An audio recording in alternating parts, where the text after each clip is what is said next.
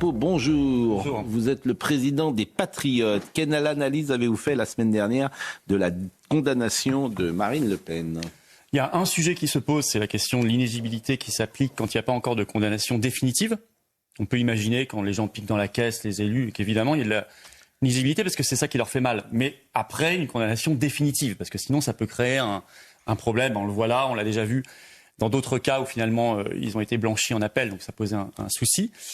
Pour le reste, je n'ai pas été surpris par le semi-flop du meeting dimanche là, sur une place que je connais bien, parce que nous on y fait souvent des manifs, donc elle n'était pas bien remplie. Vous faites des manifs, il y a moins de monde que Madame Le Pen. Non, 3 fois plus selon Le Monde. Même Le Monde l'a écrit dans un article hier. Les manifs de Fabien Philippot, 3 fois plus de monde que ce qu'il y avait pour le Moi, j'ai jamais vu 20 000 personnes dans vos manifs. Écoutez, vous devriez sortir et venir voir vraiment. Et d'ailleurs, vous pouvez pas voir. C'est beaucoup de personnes, 20 000 personnes. Hein. C'est beaucoup et parfois même beaucoup plus. Là, il y en avait 7 000. Parce que les médias ne viennent pas.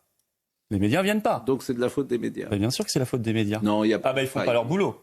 Non, mais on a des médias. J'ai jamais vu. Je vous assure, On a des médias du monde entier, mais on n'a pas les médias français. C'est quand même une bizarrerie démocratique dans notre pays quand on s'intéresse pourtant à des sujets comme la paix. On l'a fait encore le 29 mars dernier, ou à d'autres sujets pendant le Covid sur les libertés, ou sur la sortie de l'Union européenne, ou sur la défense des suspendus, des travailleurs suspendus. Et en fait, le flop, ça vient pas de là. Ça vient que le RN ne bouge jamais, si ce n'est pour lui-même, pour son nombril. Et donc, les gens, au bout d'un moment, quand vous n'avez pas soutenu pendant le Covid les suspendus, vous n'avez pas appelé à bouger pour les libertés, vous ne faites rien sur l'Ukraine pour la paix, et que la seule fois en 10 ans où vous appelez les gens à se mobiliser dans la rue, c'est pour vous-même, pour votre gueule, en quelque sorte, les gens, ils viennent pas. Le RN est resté haut quand même dans les sondages. Il est à 35 sur un premier tour, ce qui est historique pour un candidat. Alors, il faut se méfier. On est à 2 ans de la présidentielle. Tout ça est vrai. Oui, mais fondamentalement, quand même, le problème démocratique qu'on a aujourd'hui, c'est que le RN n'est plus un parti anti-système. Je crois que ça explique aussi la mollesse, parce qu'au-delà du peu de monde, il n'y avait pas d'énergie dans ce meeting. C'était faiblard. Et c'est un parti qui, aujourd'hui, refuse les motions de censure, a bloqué la destitution de Macron à l'Assemblée, l'automne dernier, a fait passer Richard Ferrand au Conseil constitutionnel, ne veut plus sortir de l'Union européenne, ne veut plus sortir de Schengen, ne veut plus sortir de la CEDH, ne veut plus sortir de l'OTAN, n'a rien dit pendant le Covid, ne dit rien sur l'Ukraine et laisse passer. Il y a vraiment un sujet, si vous voulez. Mais j'entends ce que vous dites. J'entends ce que vous dites, mais en même temps, vos propositions jusqu'à présent n'ont pas un écho très. Mettez-moi mettez-moi tous les journalistes qu'il y a dans ces manifs et leurs meetings, mettez-les chez nous. Je vous assure qu'en un rien de temps, on grimpe dans les sondages. C'est assez mécanique.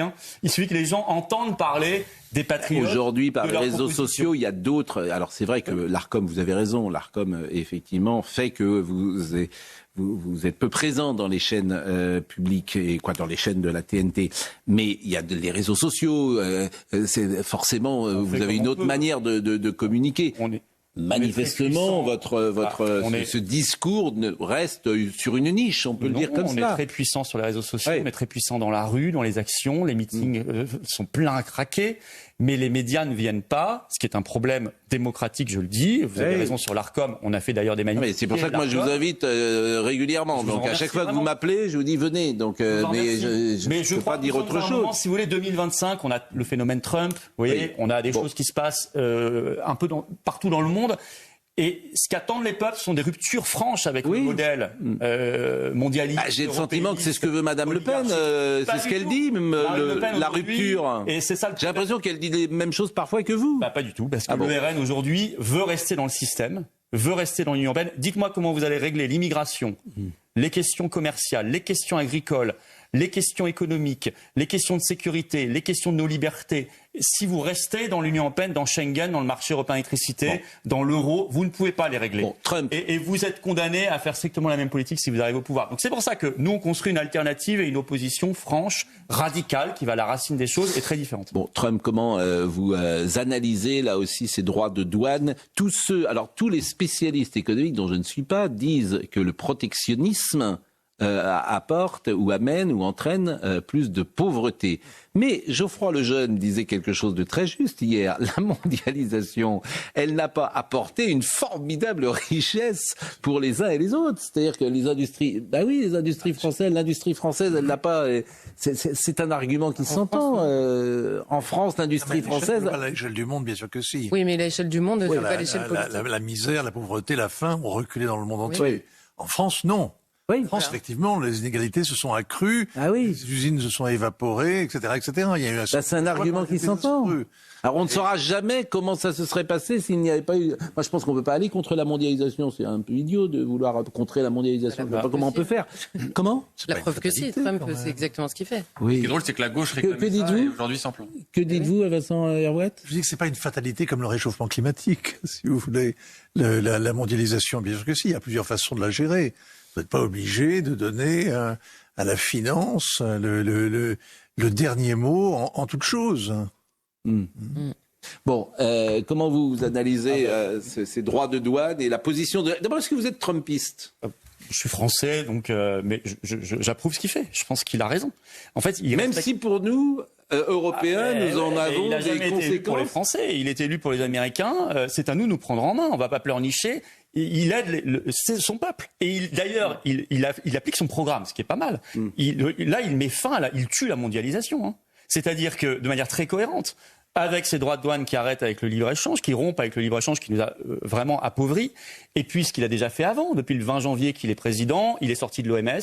Il arrête de financer l'OMC, le commerce, Gavi, l'alliance, le truc de Bill Gates pour les vaccins, enfin toutes les instances mondialistes, il est en train de les détruire, USAID, qui finançait des choses épouvantables dans le monde entier, il est en train méthodiquement, c'est très construit, hein, ceux qui comprennent rien en France ou qui font croire qu'il est fou ou idiot, ils n'ont rien compris. Il fait les choses de manière très méthodique, il est en train de déconstruire la mondialisation pour revenir à un modèle fondé sur les nations, le consommer et le produire local, national, le patriotisme économique. Manifestement, les marchés et on devrait rattraper. On devrait tous s'en réjouir parce que le modèle mondialiste, on fait construire à des milliers de kilomètres, puis on consomme ici, on retraite là-bas, ça crée des délocalisations, du chômage. C'est hyper anti-écolo en plus, parce que c'est des navires sur les océans, c'est de la pollution, on va faire construire au moins 10 ans social, environnemental, à l'autre bout de la planète par des enfants. C'est épouvantable. On devrait tous se réjouir de la fin de ce modèle et on devrait faire la même chose. Or, je vois, par simplement espèce de mode anti-trumpiste, je vois même les écolos en France condamner les droits de douane, donc ils sont pour le libre-échange maintenant. Donc ils sont pour le modèle le plus pollueur possible. Je vois des pseudo-souverainistes, on parlait du RN, enfin le RN ne salue pas Trump, ils ont tort. Si on est un vrai patriote français, on doit vouloir le protectionnisme. Le seul problème qu'on a en France, c'est que nous, notre commerce, on ne le maîtrise plus. Vous savez que d'après les traités européens, le commerce est une compétence exclusive de l'Union européenne. Donc nous, on ne pourra pas choisir notre modèle. Si on veut réagir et qu'on veut accompagner ce mouvement de fin de la mondialisation et reproduire en France français, aider nos agriculteurs en France, consommer français dans les marchés publics, dans les cantines, etc. En payant plus cher. Hein. Non, vous allez dire aux consommateurs qu'ils vont payer plus cher. Non, on aura plus de qualité. C'est une vérité, vous le savez bien. Non, on va augmenter, Pascal Pro, on va augmenter les salaires. On va recréer de l'emploi. Donc même si vous avez des prix un peu plus chers, vous êtes largement gagnant. Parce qu'aujourd'hui, on a des masses de Français qui n'ont plus de boulot, qui sont mal payés, des agriculteurs qui ne savent plus quoi faire parce qu'il y a plus, ils sont en train de se suicider parce qu'on ne produit plus en France. Alors, moi je dis une chose, on met en place des droits de douane, on fait du patriotisme économique à côté pour recréer une industrie française. On fait une politique fiscale hyper avantageuse. Oui, ceux qui créent en France, on les aide énormément. Ceux qui investissent en France, on les aide énormément. Les classes moyennes, on baisse massivement leurs impôts. On finance tout ça par les produits des droits de douane. On finance tout ça par l'équivalent du Dodge, c'est-à-dire on fait des économies en France sur toutes ces structures, les régions, les intercos qui coûtent une fortune, toutes les baronnies, les Arcom, les fromages de la République, là, les agences et tout qui coûtent des millions et des milliards, l'argent de l'Union européenne. On fait cela, on pourra recréer de l'industrie en France, refaire de l'agriculture, mais pour faire ça, et j'insiste là-dessus, la seule obligation que nous avons, c'est d'être un pays libre et donc de quitter l'Union européenne et l'euro. Si on quitte l'Union européenne et l'euro, on peut redresser la France en quelques mois et en quelques années. Je vous propose de rester avec nous, mais c'est vrai que c'est 10 minutes selon la formule de temps de parole qui vous était imparti, c'est vrai que ces 10 minutes de l'ARCOM nécessite d'être très synthétique. Bon, ce que vous dites est assez séduisant d'ailleurs. Je m'étonne même que pas plus de gens puissent vous écouter. Je suis pas sûr que ce soit réalisable, bien évidemment. Pourquoi mais ce serait pas réalisable? Parce que on rase gratis ne marche pas forcément toujours. Où est-ce que j'ai dit on rase gratis? Vous augmentez les salaires, tout va bien.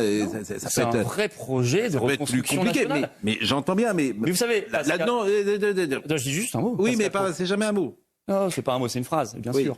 Mais si, vous savez, un pays qui se prend pas en main, qui est pas indépendant, il est sûr de mourir. Mais je suis assez d'accord avec cette phrase. Un pays qui n'est pas indépendant, il est sûr de mourir. Je suis assez Donc là, on crève d'avoir l'Union européenne qui nous bouffe notre souveraineté. On maîtrise plus nos frontières. Vous parlez d'immigration. Non, c'est terminé. Écoutez, mais on maîtrise plus notre monnaie, on maîtrise plus rien, notre commerce, nos frontières. À chaque fois, voilà. Donc si on retrouve la maîtrise de notre destin, on ressuscite. On ressuscite. Soin, ça n'est pas un acte médical. La question se pose à la société. Se donne-t-on ou pas le droit de donner la mort à la fin de la vie, d'abréger, on va dire, la vie en raison des souffrances? Ça n'est pas un acte médical. Quelques mots sur ce sujet essentiel. C'est un sujet, moi je crois qu'il faut mettre le paquet sur les soins palliatifs. La France a un vrai retard là-dessus, qu'on avait trouvé un bon équilibre avec la loi Leonetti. Mais je suis surtout frappé par le fait qu'on est dans une société de peur et de mort, qu'on est une société morbide, alors qu'on devrait glorifier la vie. Voilà, aider à la vie, glorifier la vie, aider la jeunesse, aider ceux qui veulent vivre et faire vivre, plutôt que être obnubilé par la peur et la mort, qui est une manière de manipuler les peuples. Merci d'être venu sur ce plateau. On va continuer. Entendre des propos anti-système sur un plateau télé, ça n'est pas courant, c'est sûr. Recréer une espérance, un avenir, recréer une stratégie française, industrielle, agricole, sortir de l'UE, sortir de l'euro, c'est sûr, ça change. Mais il faut le dire, j'ai voulu dire les choses, mettre les pieds dans le plat et faire. Merci de partager cette vidéo. Si vous êtes d'accord avec tout cela, merci de partager massivement. Pour ça, vous abonner, ça va aider. Vous abonner à cette chaîne YouTube par un petit clic gratuit sur le bouton s'abonner en dessous. C'est juste un petit clic gratuit pour vous et ça va faire en sorte que les vidéos circulent beaucoup mieux, touchent beaucoup plus de monde. Merci. Merci à vous. Vous le savez, ce vendredi 11 avril à 19h, on est en direct sur cette chaîne. Et vu l'actualité française et mondiale, on va avoir un sacré tas de sujets à voir ensemble, plus explosifs et intéressants les uns que les autres. Et puis, je répondrai en direct à vos questions que je découvrirai en direct sans tabou. Soyez là, ramenez du monde. Notre grand direct sur cette chaîne ce vendredi 11 avril à 19h.